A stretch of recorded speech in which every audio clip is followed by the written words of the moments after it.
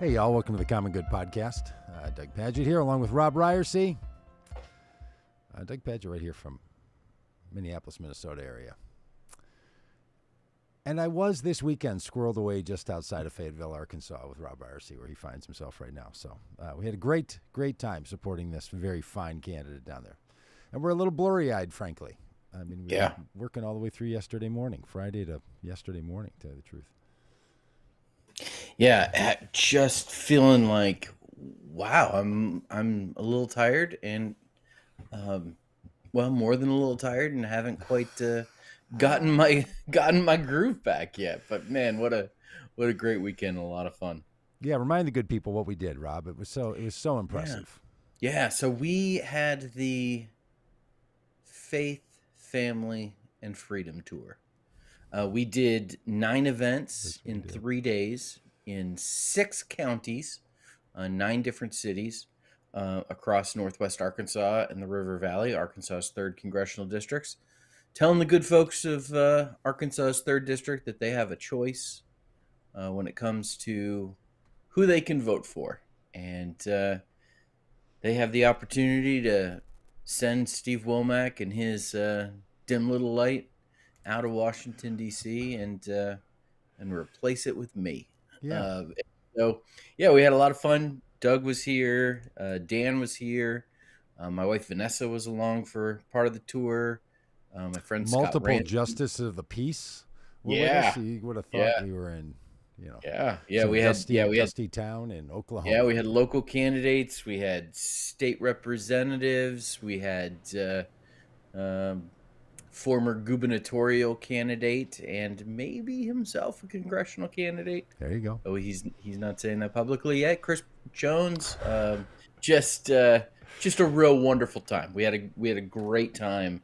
Really wonderful folks all over the district. And when you do 9 events in 3 days, 2 on Friday night, 5 on Saturday, 2 on Sunday afternoon. It's a lot. There was a lot going on. There were a lot of balls in the air. Yeah. But couldn't have done it without you, Doug, and without Dan. And man, appreciate you guys so much. Well, you bet. It was fabulous. And every time we do these, we come up with a little new material. Robb's working on a new explanation of why he's the right candidate. I got to come up with a new little line about congressional candidates or congressional representatives needing to come around every 2 years and ask the good people of the district if they want a refill. Do you just want that again? You want another? Yeah. You want another glass of that? We got the all you can eat fries here. You want another basket of this greasy old thing that Congressman Steve Womack has to say? And so I find that to be quite enjoyable, actually. Yeah, that's a good line. I'll tell you, it's always good to be out with the good people. It's always good to be out with the actual voters and people walking by in the streets and doing the. Yep. They often call it retail politics or press the flesh politics, this kind of thing, which, for Trump and his crowd, that means something totally different. But it means you're getting out and you're engaging with people. Because, you can write a lot of emails, you can send a lot of text messages, you can put the greatest platform on your website. Yep. You can run, award-winning podcasts like this one. But getting out and talking to the people straight away, having to say it right to their faces with other people around, that's the real deal. And and it was really fun being in, at times in, public, all of the events really in public spaces. Mm-hmm. And I, thinking about the event here in Springdale in particular, where we were in a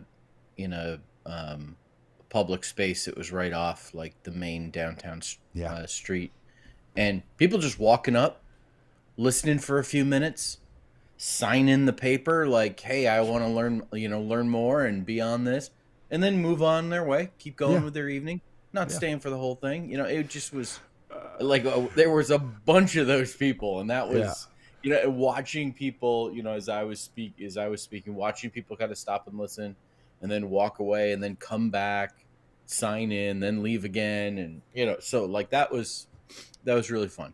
It was great. We put it out in our email over the weekend, and maybe if people are listening now, I've already seen this. And if you've not seen our email, if you're not on the 3-time-a-week Vote Common Good update, the little dose of common goodery.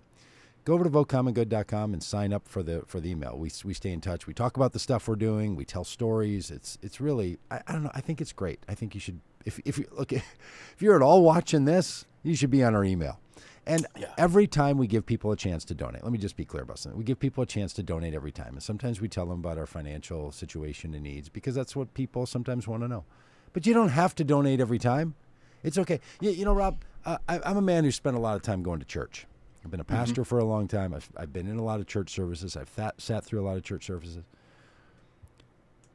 There are some people, I guess, who get paid weekly, and that's fairly rare now. I mean, some people get paid every other week. Some people get paid twice a month, which is not the same thing, come to find out. Some people get paid once a month. Some people, get paid daily, whatever. You go to church, and every week at a lot of churches, they take an offering. But you may have given last week to your church contribution. Yeah. Which your means monthly, the next 3, you're just letting it pass on by. Letting it roll on by. No guilt, no problem, no. You don't have to say, I'm sorry, I don't have anything this week. It's okay. So you may donate once a year to Vote Common Good, and then you're going to get, 150 other emails that you're like, oh, I've already done. It's A-okay. It's sort of how it works. I guess it would be like going to your health club, and some people have their dues come out on the 1st and the 5th, and some people on the 15th, and some people on the 30th, whatever. Like, you don't have to respond to every one of those like you personally are being asked for money. We're asking the collective, the thousands, 40,000 plus people on our email list. That's who we're asking.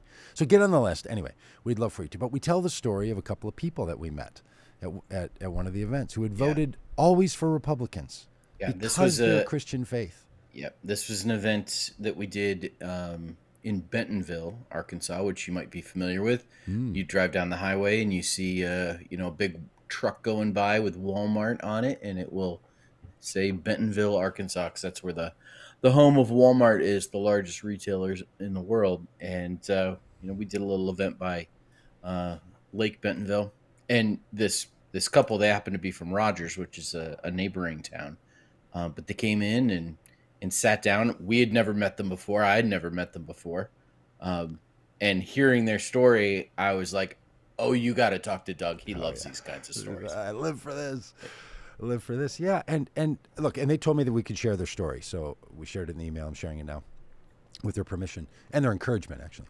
And one of the things the man said, he goes, look, I've got an autoimmune disease. I get real anxiety when I'm out in public. It's not good. It's not good for my health. It's not good for He was wearing a hat that said, I came, I got anxious, I left. Yeah. And I said, and yet you're at a political rally with a religious emphasis on it, like right in the heartbeat. He goes, yeah, that's how important this is for me. Yeah. Look, anybody who shows up to a political event in August of 2025 for a campaign in November of 2026, either these are very diligent planners or these are people who are really committed. And that's the kind of people that you drew out at these events.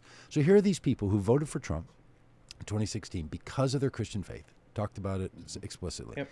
And they said, now because of my Christian faith, I cannot support the guy and I'm here to support a Democrat. We love that story because they are not the only ones. There are millions of people like this. Don't give up and keep giving people a chance.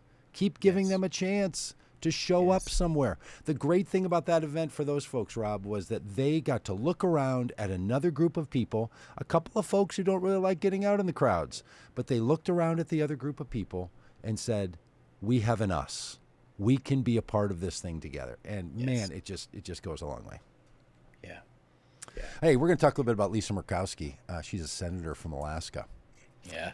And how she tried to strike a deal on the big, beautiful bill. We'll get to that in a minute. But first, if people looked at the description already and not just the thumbnail, which I don't mind if you just look at the thumbnail, it takes me and ChatGPT a couple of minutes to put those together each time. So I don't mind if you enjoy them.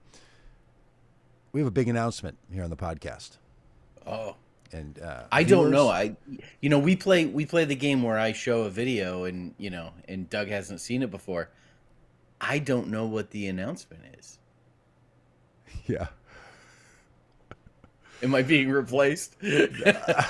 Robb Ryerse apparently has other things to do, and so, ladies and gentlemen, let me introduce to you the other co-host. No, not at all. So call your family, call your friends, start sharing the feed around. The big announcement is coming. Do you remember when Forrest Gump movie came out? Like 1999? Does that sound about right? Is that maybe somebody in the chat? Maybe somebody in the chat can tell us when did. That feels late, but I don't know. Oh, you think it was like early 90s or middle 90s? Yeah, keep talking. I'll find if somebody look it up in the chat and let us know. They just did these like, it's coming. 94. 94. See if you can look up what the billboard campaigns were for that movie. It was something like Forrest is coming, like with no real context of what it was at all. It was that kind of early viral marketing where they were just announcing that, the big announcements, the big thing you didn't even know you were waiting for is about to come. Well, that's how this Gump announcement happens. Is. Gump happens. Is that Maybe. Gump? I'm looking at a billboard that says Gump happens July 6th. July 6th. Okay, yeah, that kind of thing, right? It's just July 6th, 1994. How do you like that? Good weekend. Holiday weekend to release a big blockbuster like that. Tom Hanks knows what he's up to, that fella. But I want you to get all the friends around. I want you to get all the people around for the big announcement. Sure. Hey, since 2017, we've been doing Vote Common Good podcast type things. Events in 2018 started on the road. Actually, even the precursor to Vote Common Good, we were doing some live streams. And in nearly every one of those, I would say every, but I want, we always want to check our facts around here. Somebody could say there was one that this didn't happen. I wear this hat. Or a replica of this hat. This hat or a replica. I have them stashed around. One stays in the bus. Oh, I suddenly know because I heard you say something in my car related to this hat. One travels. And I have wondered over these 8+ years, would there be a day where a second hat could join the outfit, the podcast, the live stream, the television appearance? And I'll tell you what, friends, this hat has served a purpose well beyond what I ever would have imagined. It is remembered by reporters, by candidates, by friends and family alike. It's just iconic. You're the tall guy in the blue fedora. Tall guy in the blue fedora. Technically, it's a Trimbley. It's okay. Yeah, but listen, when I'm talking to a candidate and I'm like not going to be at an event, and I'll say, "Well, you got to find Doug. He's the tall guy in the blue fedora." It works, baby. I was every time. I was walking down New York City, flew into New York City for one day, one quick meeting. Was going to leave. I think I got in the morning, was leaving that night. Walking in the middle of the afternoon. 6th Avenue. Yeah. Where I couldn't shoot someone and get away with it, but I could walk down that street and hear my name shouted from a car from the street. A busy, I'm walking in a busy sidewalk. I turn to look and see that it's my very own sister who lives in Queens. Amazing. Sees my 6'7" frame bouncing this big old hat down the road. Amazing. So look, I won't be buried in it, but I'm going to wear the hat a lot. But then I thought, what could there ever be another hat that could fit the bill? What hat would fit the bill? And I'm here to tell you today that I found that hat. Oh wow. And I'm going to wear it on the podcast. I don't know if I'll wear it every time. I don't know if I'll go back and forth to this one. I've really got myself in a predicament now because, look, like a lot of people who wear a uniform, it's kind of nice not to have choices. I usually wear a blue denim shirt, either long sleeve or short sleeve, this pair of red pants, and this hat, and that's it. I don't think about it. I just pack that stuff. I put it on. I come downstairs here into the studio at Peacedale Avenue, and I put the hat on, and I'm ready to go. I'd like to introduce to you. Oh, this is so exciting. Second hat. This is so exciting. Here it is, Rob. All right. Oh, wow. Oh, it's the bill. The schoolhouse rock. I love it. I'm just a bill hat. I got suckered in, Rob, to one of those little Facebook ad things and saw this hat on there and thought, yeah, a Schoolhouse Rock, I'm just a Bill. And I thought, at least on the Common Good podcast when we're here, maybe in an occasional live appearance, maybe if you need to tone it down a little from the more formal and now, if you're ready to unsubscribe from the channel, if you're ready to drop away because you're just like, I don't know where this whole thing is going, I understand. I get it. Yeah. Here's what I love about this hat and this whole little character. I could sing the song for you right now that I'm just a Bill, I'm only a Bill, and I'm sitting here on Capitol Hill. You know what I love about it is it's got the name Bill on a button because, as it turns out, we don't get to vote for the actual bills. Right. We get to vote for the actual bill if their name is Bill. We vote for the person. So I just love everything about it. I like the way it looks. I like the way it fits. And I thought it's kind of a political hat with a wink. And I like it. And that's how I think about this hat. So anyway, all right. All right. Okay. All right. Here we go. Bryce says, I correctly predicted that Trump would pick. He's given us bona fides. J.D. Vance as running mate, and I predicted Trump victory against Kamala Harris. Now I'm predicting that Gavin Newsom will be our president in 2028. Bryce Cooley, take your predictions. Bryce, listen, I just want to congratulate you for going out on a limb there. Yeah. I'm with you. Well, Look, it's not like Gavin Newsom isn't currently the front runner, is it? But there are not only others. He's many not only a predicting slip between the cup and the lip is Bryce is not only grandma and you say, Doug. Yeah, the two people you know with that joke. Bryce is not only saying that Gavin Newsom will be the nominee, which I guess is presumed in this, but he's saying he will be the next president. Yeah. Now, technically, he's going to be the next president in 2029, January 2029, but he's going to be the president-elect in 2028. It's what Bryce says. I've been there a long time. I thought Gavin Newsom has it locked down all the way around. And then started thinking about this Pritzker. Yeah. And I also think Andy Bashir has a real chance. I think it's one of those three at this point. And I will tell you this about Gavin Newsom. Gavin Newsom has not just been out there in public. He's not just been on the Joe Rogan show and that kind of stuff. He has also traveled to red states and done events quietly with Democratic parties in red states. Yep. I know this because he's been here to Arkansas. And there's a lot of and he has invested money through his PAC in Democratic infrastructure in red states, something that a lot of people get frustrated with the Democratic Party nationally, that they just, ignore. Yeah. And he has done that. And he has not just positioned himself publicly as the candidate, the front runner. He has done a lot of work, as they say, currying favor amongst Democratic Party activists by showing up and through investing, which is exactly like this is not a criticism. It's just nobody else has done that. Yeah, by being a party leader, by saying, I not only want to be the governor, I not only want to voice for the constituents that I represent in California, I want to represent the party, and I want to travel about and represent the party.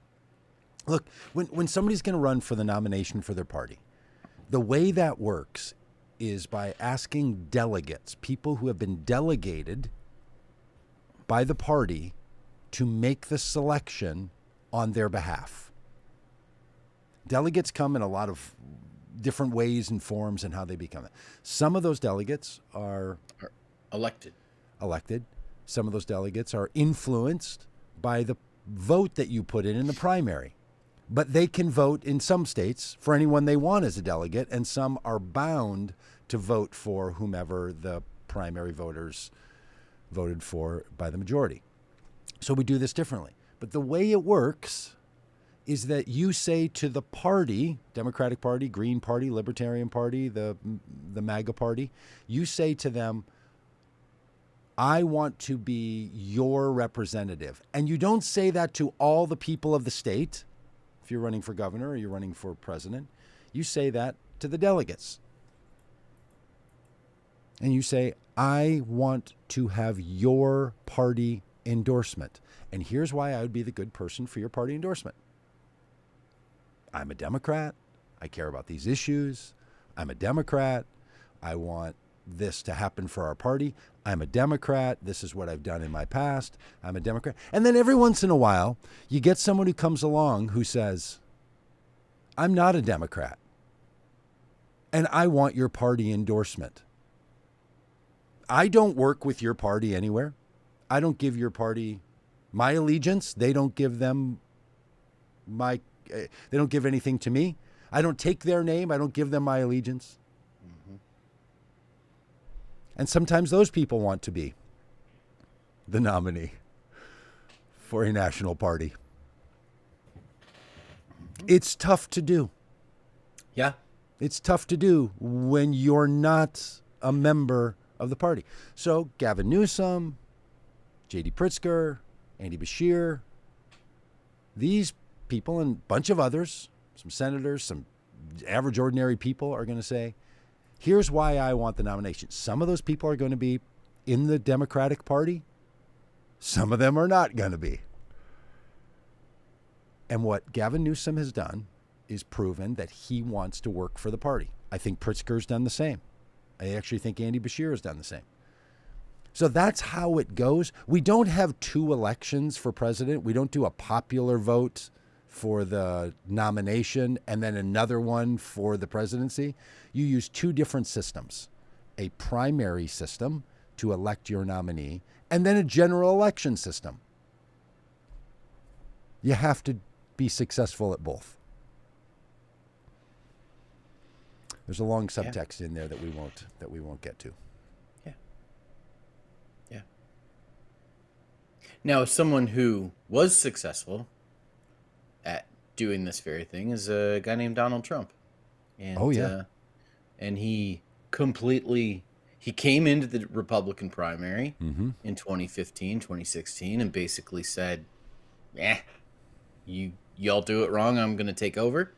And did that and essentially has taken over the Republican Party to the point that longtime party members had to become independents to get elected, like Lisa Murkowski, the senator from Alaska. And so has a very tenuous relationship with Donald Trump. Now, you might remember that Lisa Murkowski was an iffy vote on the One Big Beautiful Bill. Lisa Murkowski, like Susan Collins and some other people, expressed some hesitation and some deep concern and, some real angst about the One Big Beautiful Bill. The One Big Beautiful Bill, a massive budget bill that does a number of things like cutting SNAP benefits, which is SNAP is a food assistance program that we have for folks to, have enough to eat. Yes. Cutting massive cuts in Medicaid, which, is a program that helps not just seniors, but also kids. Here in Arkansas, Medicaid program for kids is called Our Kids, AR Kids. And there are... That's cute. Our Kids. Yeah. Yeah. There are thousands and thousands of kids that rely on that coverage. My kids at various points in our time here in Arkansas have been on AR Kids. It's a bill that dramatically increases the budget for ICE to build new deportation or detention centers, like massively increases it by like $45 billion. It's a bill that cuts taxes on the wealthiest Americans and doesn't do much for everybody else. It's a bill that gets rid of green energy initiatives tax credits for getting an electric vehicle, converting to solar, or installing wind. Essentially all of the things, trying to save the planet. It's a bill that just gets rid of and sunsets and guts all that stuff. All that. So in the midst of the debate about all of this, there are a number of components of this bill that even Republicans not real excited about. And Lisa Murkowski, who caucuses with the Republicans, is an independent senator from Alaska, expressed her hesitation. And so she did what was necessary in her mind to secure her vote. Because she represents the people of Alaska, she went to, is it John Thune now, who's I don't even know, the leader of the majority in the Senate, went to the administration and went to Mike Johnson, all of it in Speaker of the House, all of it in the negotiation, said, basically, here's what I need. If you want my vote, you've got to exempt my state from all of this terrible stuff. Yeah, here's what she has. I have it on a little list here.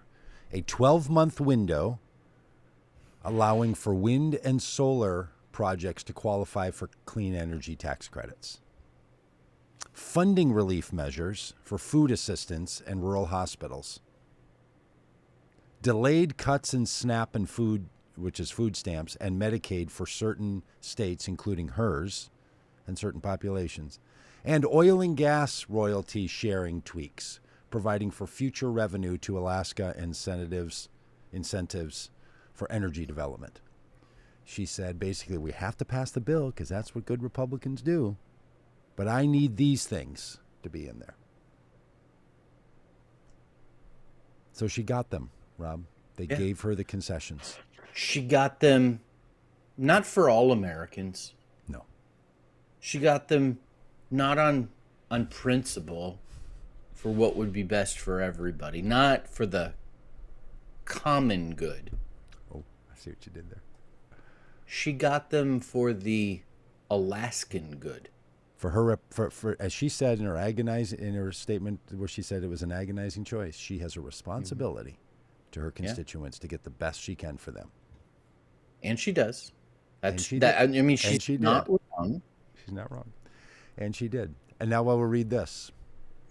Within days of the bill being signed into law on July 4th, 2025, Donald J. Trump, the president of these United States, issued an executive order directing federal agencies to strictly enforce termination of clean energy production and investment tax credits. Strictly. That means everywhere but Alaska, right? Everywhere. So she says I need this everywhere. In the bill. And then Donald Trump says, okay, put it in the bill. Now it's in the bill. Then he writes an executive order to unravel what's in the bill. He made the deal and then cheated her. And she said, I feel cheated. The executive order pulls the rug out from underneath the deal. Yeah. Honorable Senator Murkowski, what did you think Donald Trump would do? Do you think he only cheats and lies to his voters? Yeah. Do you think he only cheats and lies to his staff?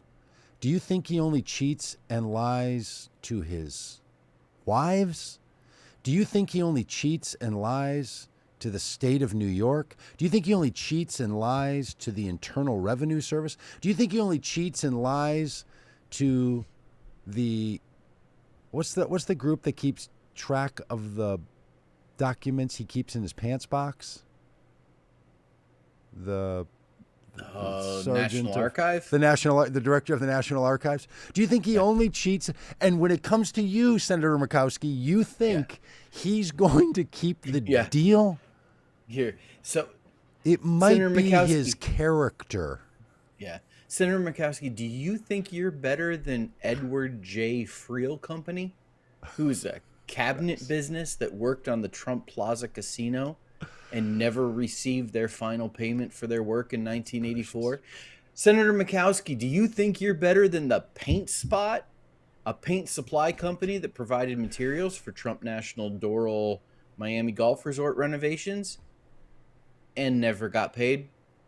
Do you think you're better than Joseph J. Magnolia Incorporated, a plumbing and heating subcontractor for the Trump International Hotel in Washington, D.C., that filed a mechanics lien in 2016 for approximately $3 million in unpaid work? But by the way, say the name of that company again, because that was a Joseph J. Magnolia Incorporated. Wow, yeah, Joseph J. Magnolia Inc.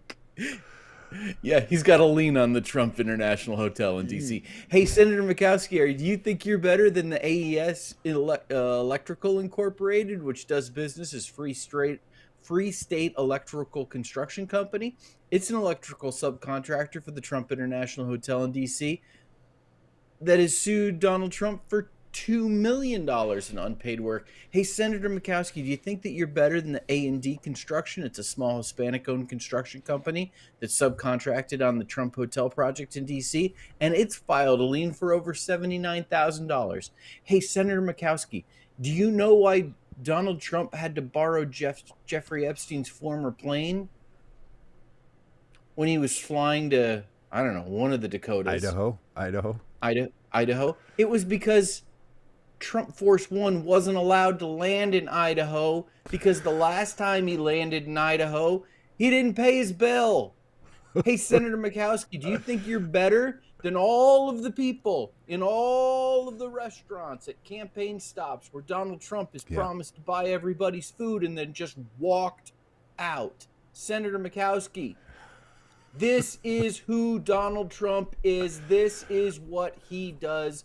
You never should have trusted him in the first place. All of the evidence was there. He screwed you over like he screwed over so many businesses, so many municipalities, so many people, and quite frankly, an entire country. Welcome, Senator Murkowski. Yeah. Welcome. Yeah.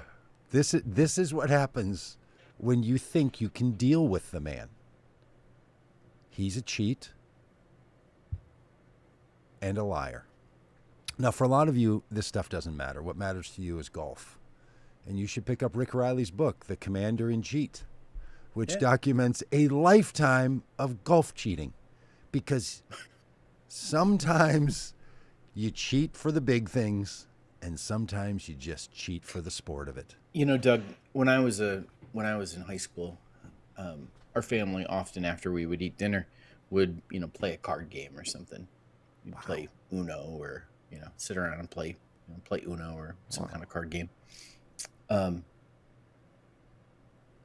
I would at times, go over to get a refill of water, and I would leave cards in, like the hand towel drawer, the tea towel drawer. And then later in the game when I needed those cards, I would once again, walk over there and get them. You would stash cards over Stash at the sink. cards. Oh, yeah. You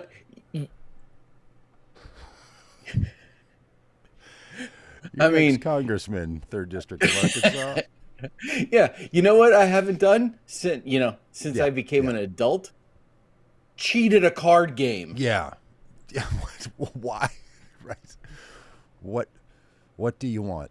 And look, does Donald Trump give a Mar-a-Lago rat's ass about any of the wind credits in Alaska? No. Why did he pass the executive order? Just to stick it to the senator. Oh. There's no other reason. Who cares? What you got the big beautiful bill passed. You got all these benefits for the most wealthy people in the country who apparently are so fragile they really need the government's help. Yeah. They can't pull their billionaire selves up by their billionaire bootstraps. They really need the government helping them out here. You got it all. One little state wants to have one 12-month period of reprieve because they already have some renewable energies happening, and he signs an executive order just to do it. Yeah. Just to do it. Because if he's worried about fraud, waste, and abuse, well, we all know there wouldn't have been a parade on his birthday. When I was a kid, Rob, we took a trip to California. Oh. I'm guessing it was 1976-ish. I'm 12. My sister's 2 years older and streetwise. Back in the 1970s, middle 1970s, one of the more popular sunglass styles were the mirrored aviator sunglasses. I mean, the Joe Bidens. Yeah, but mirrored, silver, front silver face, full reflection. Yeah. Chips. We're talking poncho here. Nice. Yeah. Poncho, yeah. I mean, Poncho, and what was his partner's name? Poncho and Rick? Well, in the chat, let us know who's the Alex, we need you now. We see you were late, Alex, but we see we've got you here now. So let us know who was the other officer on Chips. Okay. They were very popular. And honestly, seeing myself wearing the new, fill-in Common Good podcast hat, I think, boy, a pair of mirrored aviators would really round out this look. John Baker. Was the actor or that was the character? Ponch's partner in the TV show Chips was Officer John Baker, played by Larry Wilcox. Ponch and John. Okay. Maybe called him Baker or something. My sister, on her car drive to California, we'd play cards in the back seat.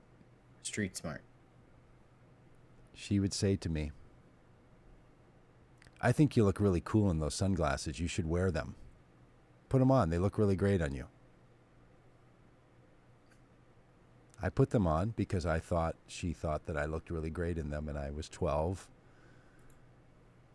And I wanted to look great in my mirrored aviator sunglasses. Why do you think she told me to put the sunglasses on, Rob? So she could see your cards. So she could see my cards in the reflection. I was so blinded by how cool I thought I looked. Well, joke's on her. You're walking through New York City, and now she's got to call out of a car to see you. I walked right into it because sometimes you just want to feel like you're wearing the look. Yeah.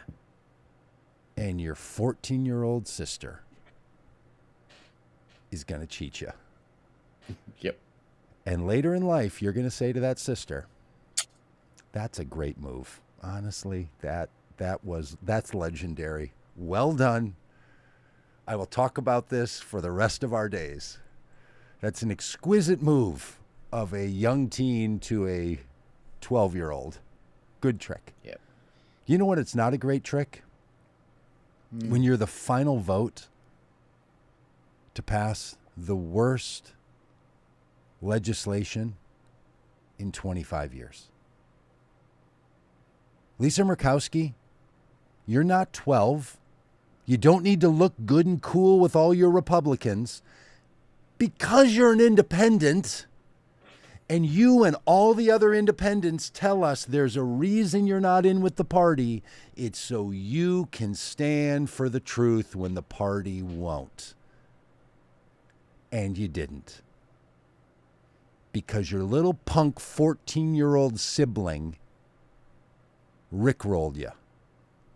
Aviator mirror sunglassed you. Stashed the cards over by the sink to you. Rob, when you are a congressman, I know you will be streetwise. And you will not let these dirty Republicans cheat you. That's right. And look, the consequence to losing a card game with your family after dinner or in the back of a car driving to California in 1976 to celebrate the bicentennial of our nation is absolutely meaningless.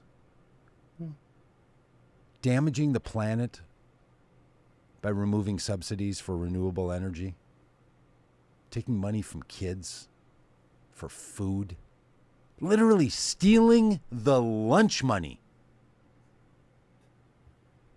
Taking away grandma's insurance. Like, what? Like, let's think about the most dastardly things we could do. We're taking the kids' lunch money. We're taking grandma's insurance. And we're gonna damage the earth. Dirty air and dirty water. That's what happened to you, Senator Murkowski. Yeah. But I feel like sending her off with a pair of mirrored aviator sunglasses. Just a personal, like, just a personal gift these? joke. What? Just These? Senator Murkowski, you know why you should wear these. Yeah, he has lied and cheated everyone except you, Senator Murkowski. Yeah. He wasn't going to do that to you. No, you negotiated a hard deal. You did the agonizing hard thing. Well done. Didn't last a week. No.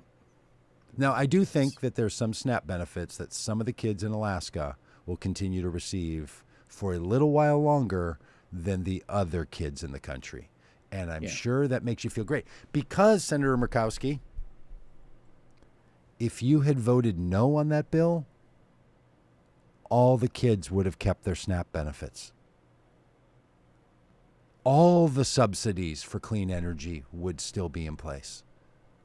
All of them. So you said it's better some than all, and it's better none than all. Well done. Well done. I'm sure that's why you spend your time in what you deem to be public service. Yeah. Hey, Rob, on Thursday of this week, we're going to be a part of a live stream, the good people of Vote Common Good here, with a number of other groups and organizations.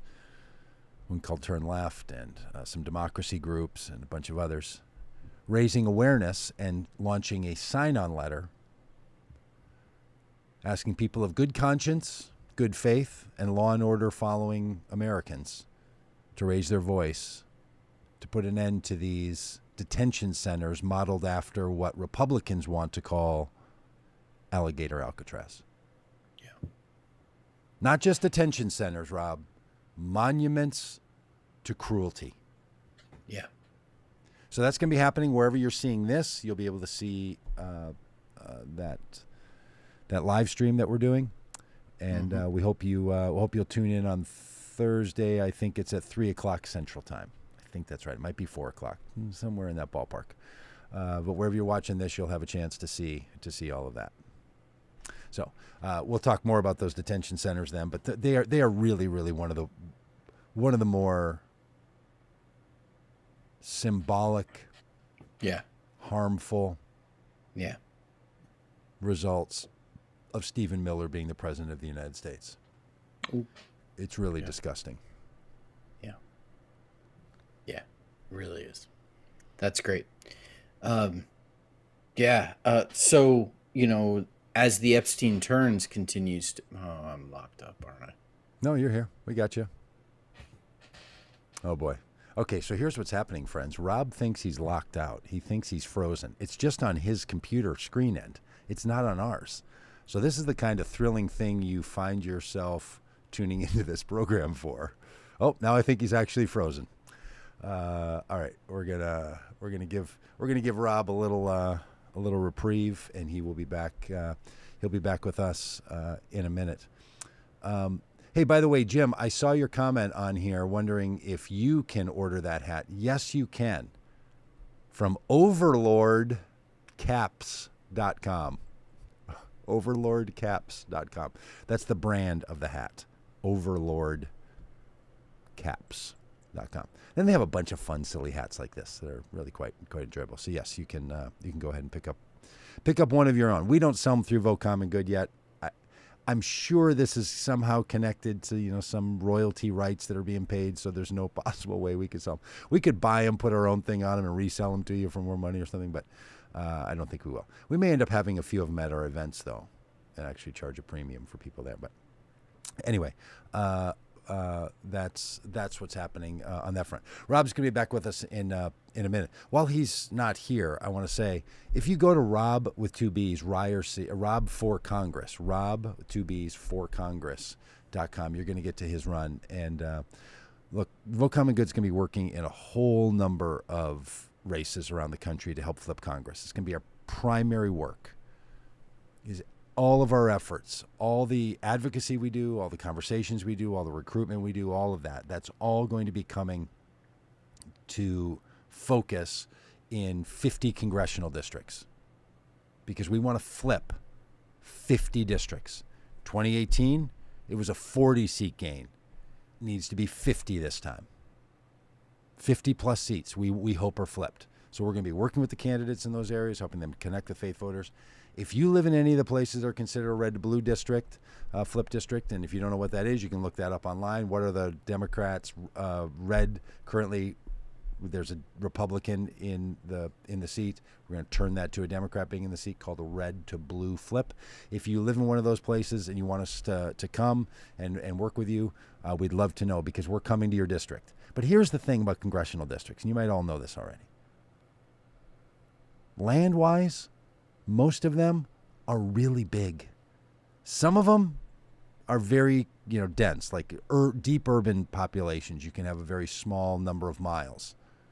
Robb's district that we were just in, I mean, it goes from the northwest border of Arkansas down to the river valley, like hundreds of miles, 150 miles or something crazy. Like I said to him, from Fayetteville, which is sort of in the middle, hey, how far is our drive to to this next event? How about 2.5 hours?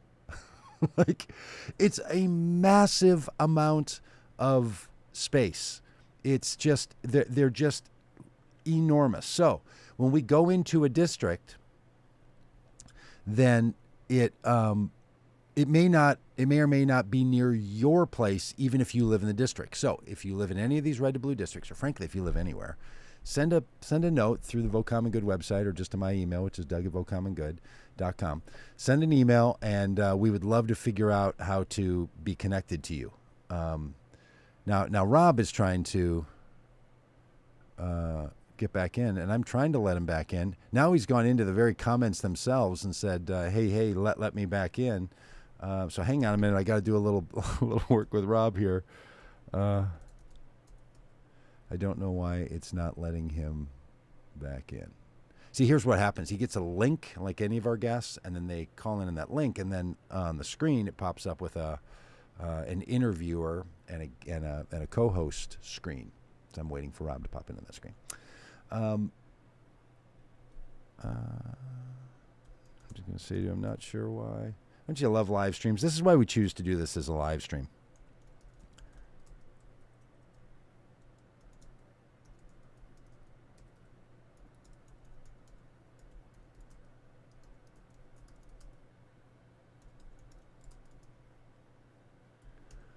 Oh, boy. You know what you like to do on a Tuesday morning is watch a man type.